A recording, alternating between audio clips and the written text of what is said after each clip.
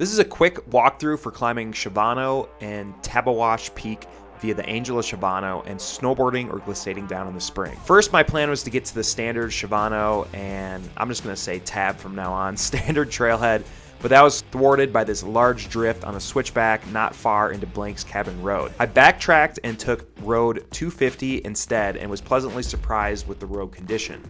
There was mud and some small snow piles, but I easily managed to make it all the way to the trailhead. This one piece of info could be the difference in you completing these mountains or not. I started at 4:30 a.m. from the standard trailhead, and by the way, bring trail runners for this portion, then cache once you hit the snow because the first few miles are completely barren of snow. It's easy navigation at first, but once in the thick timber and blowdowns and the snow, it can get challenging to stay on the route. I transitioned to flotation around 10,800 feet and used my skins to take me to the Angel. Depending on conditions, boot packing was the way to go up the Angel instead of ski crampons. Note that this is indeed the summit, and for some reason I didn't think it was, and I got off route and to the left.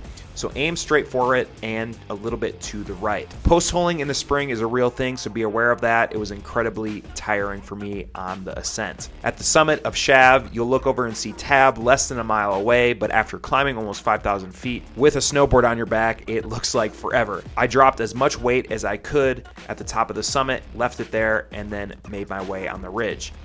Take the ridge over, staying generally high, and then reach the saddle where you'll climb up to the top of Tab. I stayed on the right side of the ridge here to avoid triggering any wet slabs on the steeper snow to my left.